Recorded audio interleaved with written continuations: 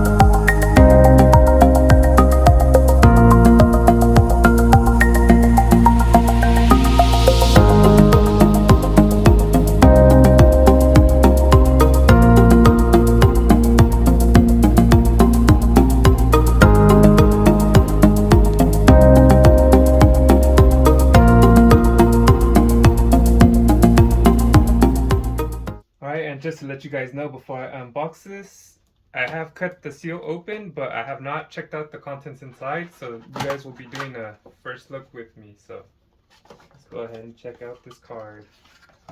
One thing I noticed on this, it said Qick 210 Black Edition. On the RX 6600, it didn't say black, so we'll see what the difference is. I mean, the other one was all murdered out too.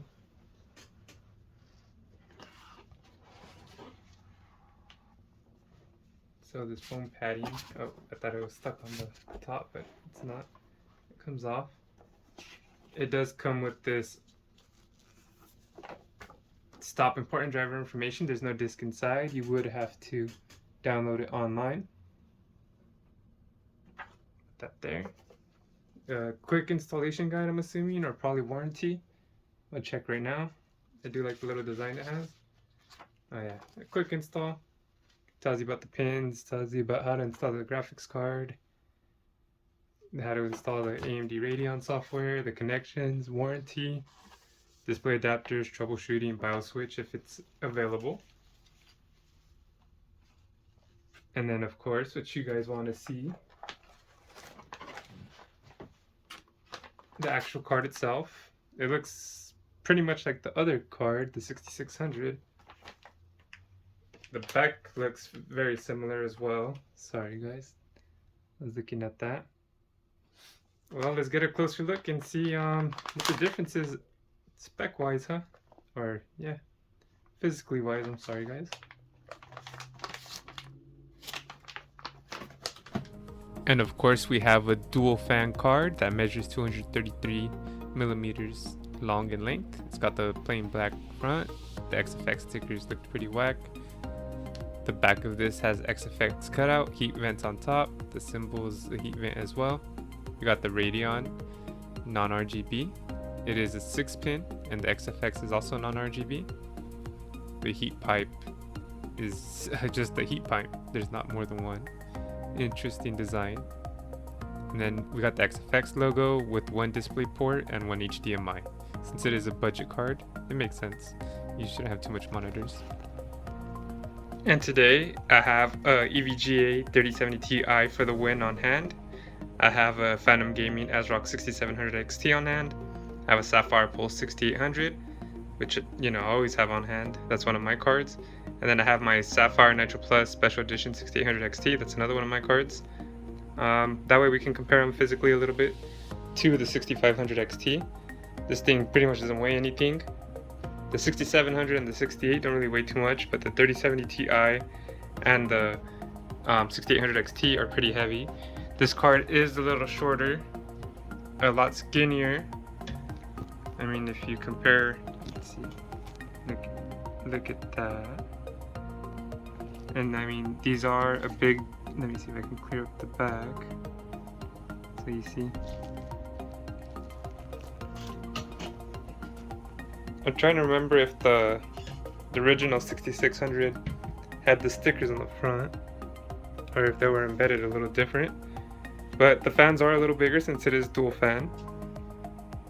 And since it's probably going to be in a small case and you probably won't be able to see it, it should be fine with no RGB. But the EVGA 3070 Ti, the ASRock Phantom Gaming, and the Nitro all have RGB. The Pulse does not. So I guess it is a little comparable to that. And the back is plain black. I still don't know why it says Black Edition, because I don't see no lettering or anything that would make it a different edition than, I guess, a normal one. But I mean, look how, let's see, that takes up that. You still have a good chunk left. And then the Nitro stands out pretty significantly. They all have the heat vents on the right. The EVGA's pattern is pretty unique, as is the Nitro's. I like the Pulse and the Phantom Gaming. It's pretty nice. The front, I think, looks a lot better. And then this has the little vents right here too. The XFX is actually one of the vents. It's not too bad. There's one right here. But these all have, well, except not the EVGA. And say the little chipsets right there, but we can pretend you can see it. Like, it's a little tiny one compared to those. Look how spaced out this one is. But that's the comparison to the different GPUs. Let's see how it looks like inside the PC. I forgot to mention that the PC case is a Lee & Lee Landcool 2. And that's what we're going to be checking out today. Well, this one was a little pain to install. I had to line it up correctly. I had the same problem with the MSI Gaming X Duo, the 6600 XT. I guess since it's a smaller card, I guess it lines up a little different. But that's how it looks like without it booted on. But let's go ahead and turn on the lights and see what's up. And that's how it looks like with the PC on. Not too shabby. People that don't like RGB, you'll probably like this card. It looks pretty nice. That's with the red lights on if you like the AMD colors. But let's go ahead and go to the benchmarks. Alright, and the part you guys have been waiting for is the benchmarks. And then just a quick reminder, I will only be testing this on PCIe Gen 4 lanes. At ultra settings, I will be making another video testing it with the PCIe Gen 3 at low, medium, and high versus PCIe Gen 4. If you guys want to check that out, it'll be linked above. But this is just for the benchmarks against the other cards. Before I get started, the top 3 tech PC specs are an Asus X570 Tough Gaming Plus Wi-Fi motherboard. We got a Ryzen 7 5800X CPU. We got 32GB Corsair Vengeance 3200 MHz RAM. And of course, the GPU that we are testing today is the XFX Speedster Qick 210 RX 6500 XT. It's got a boost clock of 2825 MHz, a game clock of 2685 MHz, and a core clock of 2420 MHz. It is only 4GB of GDDR6 memory, running on the RDNA 2 architecture, and the minimum recommended PSU wattage is 400. The first benchmark that we're introducing today is the TimeSpy 3D Mark. It is a DirectX 12 benchmark. We're only going to compare the GPU to the lower tier cards. It's really not fair to compare them to the top tier.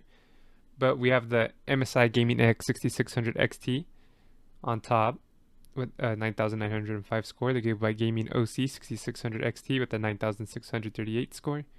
The PNY Accelerate Gaming Rebel 3060 with the 8830 score.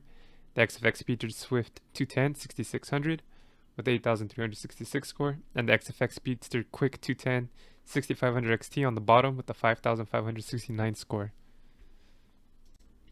When we hop on over to the Firestrike 3D Mark benchmark, it is a DirectX 11 benchmark. We have the MSI Gaming X 6600 XT on top with a 25,868 Firestrike score. We have the XFX Speedster Swift 210 6600 with a 21,261 Firestrike score. We have the PNY Accelerate Gaming Rebel 3060 with the 20,662 score. And then this card is on the bottom, the XFX Speedster Qick 210 6500 XT with a 13,948 fire strike score. The next set of benchmarks that we have is MSI Kombuster. This is going to be at 1440p. MSI Kombuster is a rendering app and it's free, so why not go ahead and use this? Just another test. But we have the PNY Accelerate Gaming Rebel 3060 at 38 frames per second. Not too bad. Their cards are good. NVIDIA cards are good for rendering. Then we have the MSI Gaming X 5700 XT at 35 frames per second. The MSI Gaming X 6600 XT at 31 frames per second. The Gigabyte Gaming OC 6600 XT at 30 frames per second. The XFX Swift 210 6600 at 24 frames per second. And the XFX Qick 210 6500 XT at 17 frames per second. That's pretty low. Then we hop on over to 1080p settings. We got the PNY Accelerate Gaming Rebel 3060 at 46 frames per second. We got the MSI Gaming X 5700 XT at 41 frames per second. We got the MSI Gaming X 6600 XT at 36 frames per second. The Gigabyte Gaming OC 6600 XT is at 35 frames per second. We have the XFX Swift 210 6600 at 27 frames per second. Then we got the XFX Qick 210 6500 XT at 20 frames per second. Then we switch gears and head on over to Gears 5 Ultra Preset Benchmark at 1440p. This is an AMD based game, so the results kind of favor AMD a bit. But the MSI Gaming X 5700 XT is at 71 frames per second. The MSI Gaming X 6600 XT is at 66.6 frames per second. The Gigabyte Gaming OC 6600 XT is at 66.4 frames per second. The PNY Accelerate Gaming Rebel 3060 is at 62.1 frames per second. We got the XFX Swift 210 6600 at 52.8 frames per second. Then we have the XFX Qick 210 6500 XT, barely hitting a 44.9 frames per second. When we test it out at 1080p, the MSI Gaming X 6600 XT had 101.9 frames per second. The Gigabyte Gaming OC 6600 XT had 99.6 frames per second. The MSI Gaming X 5700 XT had 98 frames per second. The PNY Accelerate Gaming Rebel 3060 had 82.7 frames per second. The XFX Swift 210 6600 had 79.8 frames per second. And then the XFX Qick 210 6500 XT had 69 frames per second. The next game we try out is Forza Horizon 4 Ultra Benchmark at 1440p. I forgot to mention that the XFX Merc 319 6700 XT was on old drivers, so that probably explains a lot. But anyways, we're going to start off with the MSI Gaming X 6600 XT as 151.2 frames per second. The Gigabyte Gaming OC 6600 XT has 148.8 frames per second. The XFX Merc 319 6700 XT has 138.2 frames per second. The MSI Gaming X 5700 XT had 126 frames per second. The XFX Swift 210 6600 had 121.2 frames per second. The PNY Accelerate Gaming Rebel 3060 had 109.4 frames per second. And the XFX Qick 210 6500 XT barely hit 46 frames per second. When we hop on over to 1080p, the Gigabyte Gaming OC 6600 XT had 202.6 frames per second. The XFX Swift 210 6600 had 169.8 frames per second. The MSI Gaming X 5700 XT had 160 frames per second. Then PNY Accelerate Gaming Rebel 3060 had 136.4 frames per second. And the XFX Qick 210 6500 XT had 52.4 frames per second. Then we head on over to Forza Horizon 5 Extreme Benchmark at 1440p. This was a newer game, so I don't have as many cards on here, but we do have the Gigabyte Gaming OC 6600 XT at 70.7 frames per second. We have the XFX Swift 210 6600 at 60.1 frames per second. Then we have the XFX Qick 210 6500 XT at 23 frames per second. Not really the best gaming there, huh? At 1080p, the Gigabyte Gaming OC 6600 XT was at 85 frames per second. The XFX Swift 210 6600 was at 75.3 frames per second. And the XFX Qick 210 6500 XT was at 24 frames per second. And at this extreme settings, the game was unplayable. It was skipping crazy. You're pretty much gonna have to lower the graphical settings. This is another game I just got recently, but the Shadow of the Tomb Raider at the highest benchmark setting at 1440p We have the XFX Swift 210 6600 at 66 frames per second, and the XFX Quick 210 6500 XT at 39 frames per second. Probably have to lower the settings to try to get that 60 frames mark at 1440p. When we tried Shadow of the Tomb Raider at 1080p, the XFX Swift 210 6600 hit 104 frames per second, and the XFX Quick 210 6500 XT hit 63 frames per second. That seems pretty good for this card. 60 frames 1080p is not too bad of a benchmark. We hop on to Call of Duty Cold War Ultra Campaign settings at 1440p.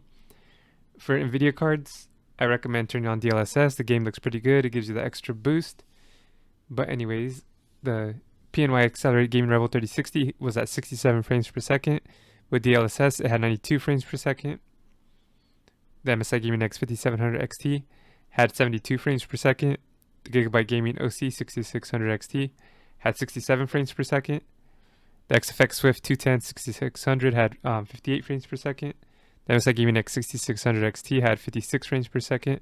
And the XFX Quick 210 6500 XT had 17 frames per second. And at the Ultra settings, it was very stuttery. You're going to have to lower those a lot. And just hit that 30 frames. You're probably going to have to go to medium or low. When we hop on over to 1080p settings, the PNY Accelerated Gaming Rebel 3060 had 93 frames per second. With DLSS, it had 116 frames per second. The MSI Gaming X 5700 XT had 94 frames per second. The Gigabyte Gaming OC 6600 XT had 88 frames per second. The XFX Swift 210 6600 had 86 frames per second. The MSI Gaming X 6600 XT had 75 frames per second.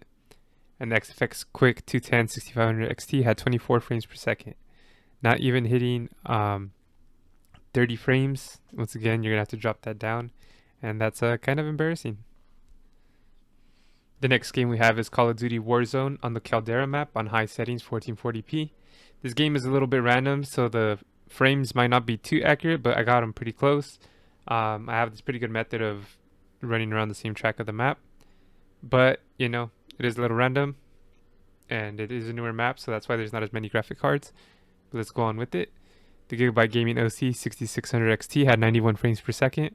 The XFX Swift 210 6600 had 76 frames per second. And the XFX Quick 210 6500 XT had 39 frames per second. I'm not hitting that 60 mark. And I mean, you could probably lock it to 30 frames per second, but I'd probably recommend trying to at least get 60. When we try it at 1080p, the Gigabyte Gaming OC 6600 XT had 123 frames per second. The XFX Swift 210 6600 had 102 frames per second. The XFX Quick 210 6500 XT had 56 frames per second. Almost hitting that 60 mark. I would probably lower it just a bit. Some settings trying to get that locked 60. But, I mean, yeah, I don't know if you're going to be able to hit 120. Find out in the next video, huh? And then for the last benchmark, we have Cyberpunk Ultra preset at 1440p. In this game, I also recommend DLSS if you have an NVIDIA card. I might have to redo this chart after this because there is a new patch update and supposedly it does improve frames per second. So we'll see how that goes. But anyways, the PNY Accelerated Gaming Rebel 3060 had 32 frames per second. With DLSS on it, had 44 frames per second. We have the MSI Gaming X 5700 XT with 40 frames per second. We have the MSI Gaming X 6600 XT with 32 frames per second. We got the Gigabyte Gaming OC 6600 XT at 26 frames per second. We had the XFX Swift 210 6600 at 22 frames per second.